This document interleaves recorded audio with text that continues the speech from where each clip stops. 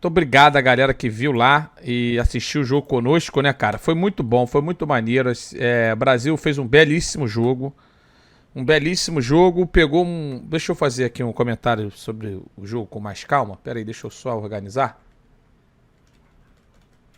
E eu acho que a gente não podia colocar outra imagem aqui, né? Que não fosse da Ari Borges.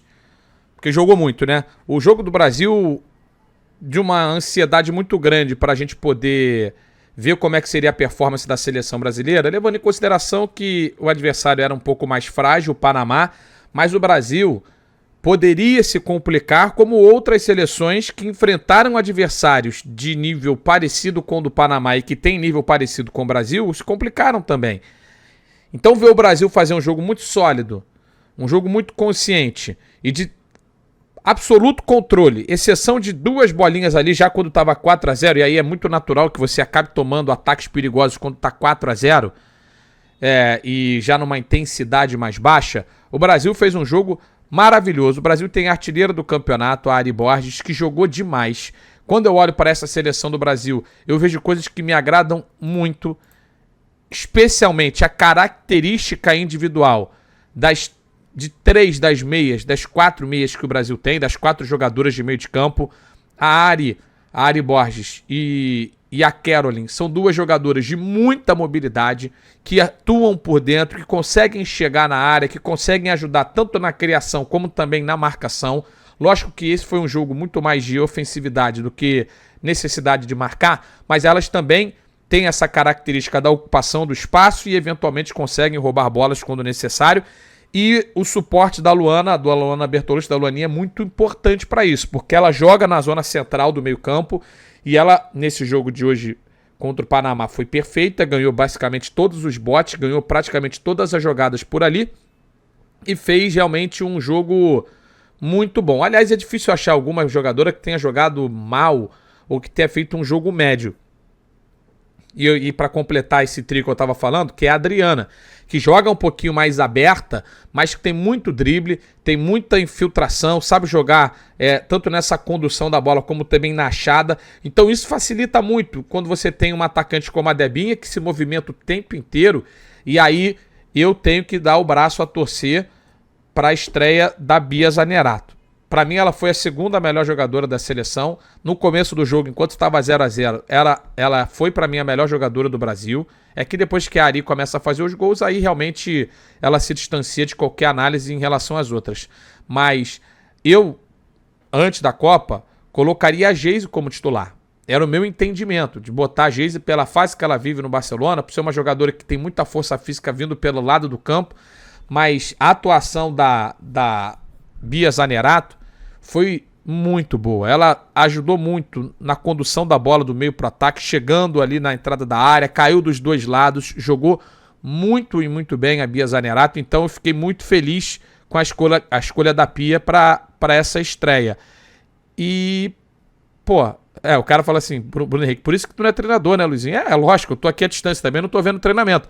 Se eu tivesse vendo os treinamentos, talvez eu tivesse uma outra opinião, olhando de fora, né, a distância de um meio mundo, ou de um mundo inteiro, se você quiser colocar assim, lá para a Austrália, onde está o Brasil. E foi um jogo próximo do perfeito da seleção, tá? Próximo do perfeito da seleção. Eu acho as 2 laterais muito boas, características um pouquinho diferentes. A Tamires, ela sobe o tempo inteiro, contribui muito com cruzamentos de muita qualidade. A Antônia também é uma jogadora que avança, mas tem um porte físico um pouquinho mais talhado para defender. E as 2 zagueiras do Brasil, aliás, eu acho que as 4 zagueiras do Brasil são muito boas também. Obrigado aqui ao Cadu Aires, né, que mandou um sub pra gente por 8 meses. Tá falando do projeto, muito obrigado, torcendo para que o projeto continue crescendo. Muito obrigado, tá, irmão? Concluindo aqui, pelo menos a análise individual. A Lelê também, quando foi exigida, foi pouco exigida, mas quando foi exigida foi muito bem. Foi um belíssimo jogo. O Brasil fez um jogo completo, mostrou que conseguiu se preparar para uma deficiência que era vista por muitos, que era o Brasil jogar tendo que propor o jogo contra um adversário fechado, e eu acho que o Brasil hoje conseguiu isso. É lógico que o adversário não impôs ao Brasil perigos nos contra-ataques, isso pode ser uma realidade, contra equipes que fiquem atrás e que consigam sair também. Mas não foi o caso de hoje. O Brasil hoje jogou contra um adversário mais frágil e fez o que tem que se fazer quando joga contra um adversário mais frágil. Dominar, atacar sem parar, ser o agressor do jogo, e o Brasil foi o agressor. Seleção brasileira teve uma partida próxima do perfeito, da perfeita. Aí a gente olha para o jogo contra a França. No sábado a gente vai abrir a transmissão às 5h30 da manhã, lá na Cazé TV, para Brasil e França. E vai ser um jogo bem diferente, tá, gente? Eu narrei o jogo da estreia da França contra a Jamaica. É lógico que a França é muito mais time do que o Panamá. Não dá nem para comparar. Talvez a França seja mais time até do que o Brasil, se você for analisar em termos de individualidade. Antes de falar especificamente desse confronto, por celebrar a Marta, que entrou e que é uma jogadoraça e que entrou fazendo um papel de armação por trás e não mais adiantada, vamos entender em que função ela vai jogar realmente nos jogos mais importantes e mais complicados. A gente também tem que entender que hoje a Marta não é uma titular da seleção e por isso a seleção não é uma seleção montada especificamente para a Marta jogar. Isso, lógico, pode ser em algum momento complicado, porque a Marta tem muita qualidade e se ela entrar numa função de obrigações defensivas, isso pode prejudicar o jogo dela. Mas voltando de lesão, que ela já não está voltando tanto agora, né? Ela teve uma outra lesão, mas da cirurgia, da lesão mais grave que ela teve no joelho. A Marta está num momento,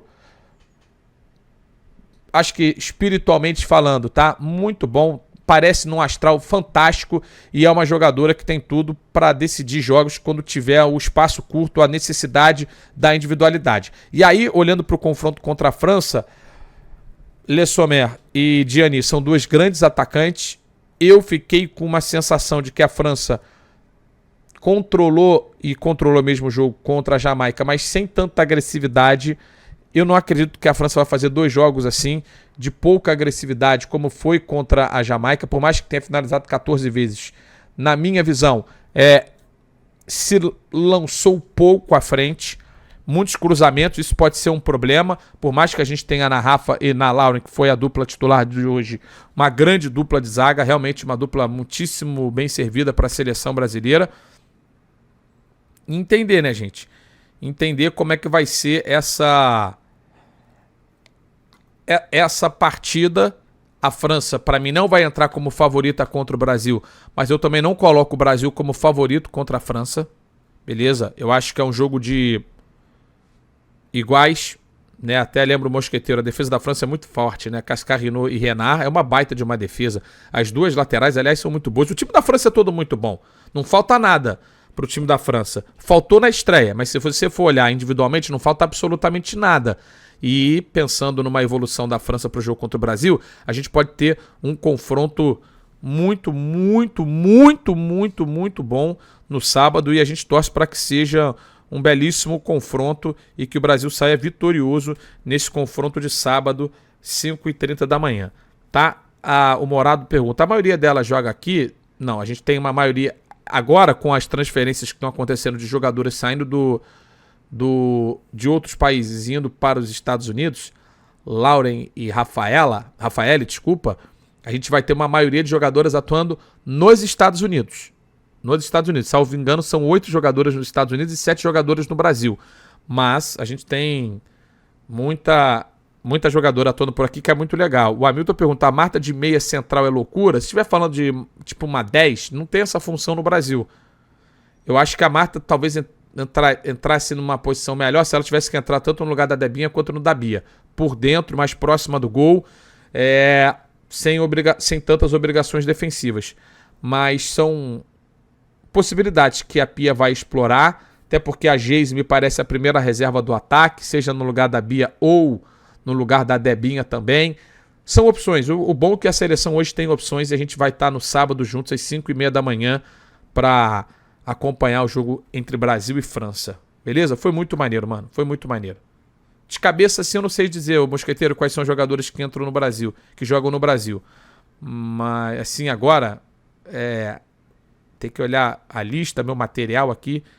Mas, pô, são 7 jogadores que atuam no Brasil. 7. Fala, Michael Chergan, muito obrigado, viu, pelos 15 meses, irmão.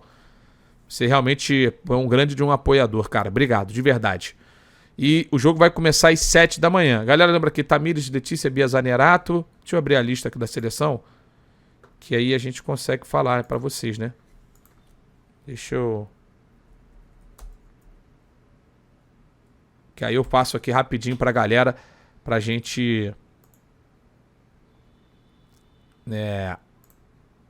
fechar aqui o segmento. Pô, falar da Ari...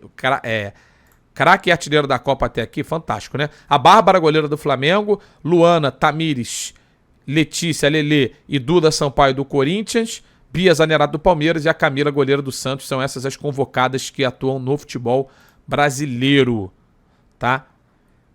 Eu discordo. A Miriam Noronha falou assim: achei o Brasil desorganizado defensivamente, Luizinho, tomando alguns contra-ataques bestas e dificuldade em sair jogando a bola pra fora toda hora. Eu discordo um pouquinho porque o jogo tava tão tranquilo, tão amarrado pro Brasil, que às vezes você acaba desconcentrando ali nessas jogadas. Mas eu não acho que o Brasil tenha se postado mal defensivamente, não.